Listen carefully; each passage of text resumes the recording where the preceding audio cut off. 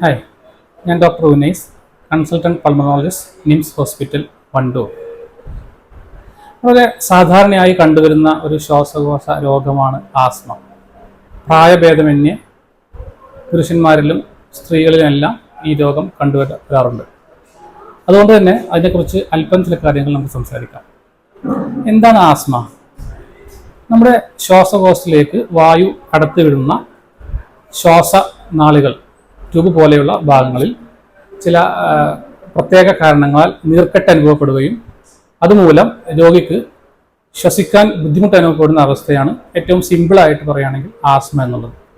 ഇതിൻ്റെ ഏറ്റവും പ്രധാനപ്പെട്ട കാരണം അലർജിയാണ്. അലർജി ശരീരത്തിൻ്റെ വ്യത്യസ്ത ഭാഗങ്ങളെ ബാധിക്കാം.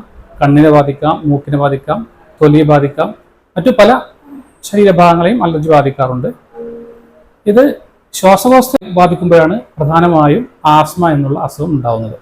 ഇതിൻ്റെ മെയിനായിട്ടുള്ള പ്രേരക ഘടകങ്ങൾ വീട്ടിലുണ്ടാകുന്ന പൊടിപടലങ്ങൾ, പക്ഷികളുടെ തൂവലുകൾ, മൃഗങ്ങളുടെ രോമങ്ങൾ, ചില രൂക്ഷമായ ഗന്ധങ്ങൾ, മാനസിക പിരിമുറുക്കം, അതുപോലെ തന്നെ ജോലിസ്ഥലത്തുണ്ടാവുന്ന പൊടിപടലങ്ങൾ, ചില ചെറിയ വീട്ടിനകത്തുണ്ടാകുന്ന ചില പ്രാണികൾ തുടങ്ങി പല കാരണങ്ങൾ കൊണ്ടും ആസ്മയുടെ നീർക്കെട്ട് ശ്വാസനാളത്തിൽ ഉണ്ടാകുന്നതാണ്.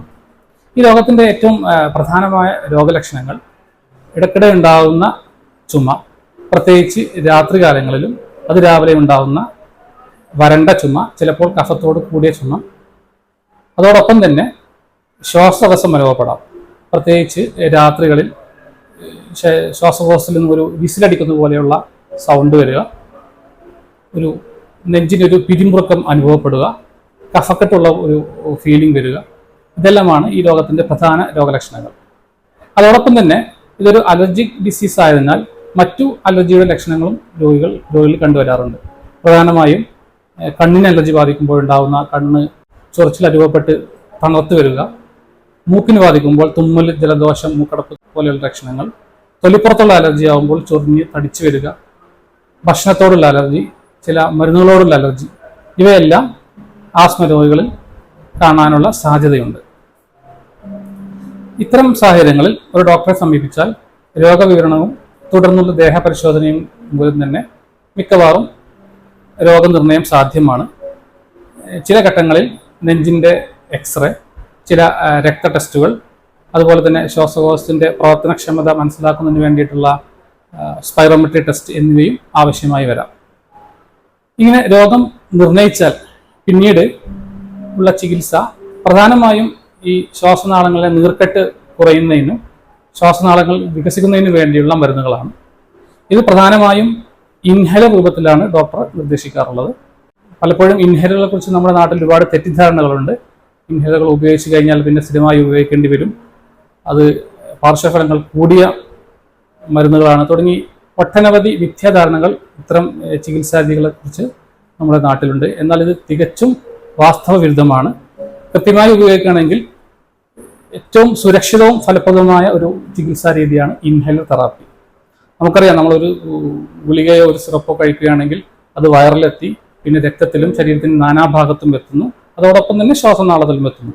അതുകൊണ്ട് തന്നെ കൂടുതൽ ഡോസിൽ മരുന്ന് കൊടുക്കേണ്ട ഒരവസ്ഥയാണ്. അതുപോലെ തന്നെ പാർശ്വഫലങ്ങളും ഉണ്ടാകാനുള്ള സാധ്യതയുണ്ട്. എന്നാൽ ഇൻഹേലറുകൾ ഉപയോഗിക്കുമ്പോൾ നേരിട്ട് ശ്വാസനാളത്തിൽ മരുന്നെത്തുന്നതിനാൽ വളരെ കുറച്ച് മരുന്നേ ആവശ്യമുള്ളൂ. അതുകൊണ്ട് തന്നെ കൂടുതൽ ഫലപ്രദവും ഡോസ് വളരെ കുറവുമാണ്. അതുകൊണ്ട് തന്നെ പാർശ്വഫലങ്ങളും വളരെ കുറവാണ്. ഇൻഹേലറുടെ കൂടെ തന്നെ ചില സന്ദർഭങ്ങളിൽ ശരീരത്തിൽ ഓക്സിജന്റെ അളവ് കുറയുന്ന സന്ദർഭത്തിൽ ഓക്സിജൻ തെറാപ്പി ആവശ്യമായി വരാറുണ്ട്. അലർജി നിയന്ത്രിക്കുന്നതിനുള്ള മറ്റു ചില മരുന്നുകളും ചില സന്ദർഭത്തിൽ ആവശ്യമായി വരാറുണ്ട്. മരുന്ന് ചികിത്സയുടെ അതുപോലെ തന്നെ പ്രാധാന്യമുള്ളതാണ് എന്തിനോടൊക്കെയാണോ അലർജി ഉള്ളത് അതിൽ നിന്നെല്ലാം പൂർണ്ണമായും വിട്ടുനിൽക്കുക എന്നുള്ളത്. ഉദാഹരണത്തിന് വീട്ടിലുണ്ടാകുന്ന പൊടിപടലങ്ങൾ മാക്സിമം കുറക്കുക, പ്രത്യേകിച്ച് ബെഡ്ഷീറ്റിൽ, കർട്ടനിലെല്ലാം ഉണ്ടാകുന്ന പൊടിപടലങ്ങൾ പൂർണ്ണമായും നീക്കം ചെയ്യുക, വീടിനകത്ത് വായു സഞ്ചാരം ഉറപ്പുവരുത്തുക, ജോലിസ്ഥലങ്ങളിൽ അലർജിയുടെ പ്രശ്നമുള്ള ആളുകൾ ഫേസ് മാസ്ക് പോലെയുള്ള പ്രൊട്ടക്റ്റീവ് മെഷേഴ്സ് ഉപയോഗിക്കുക. ഇത്തരം കാര്യങ്ങളെല്ലാം ശ്രദ്ധിച്ചാൽ 95% രോഗികളും ഈ ആസ്മ രോഗം പൂർണ്ണമായും നിയന്ത്രണ വിധേയമാക്കാൻ സാധിക്കും. Thank you.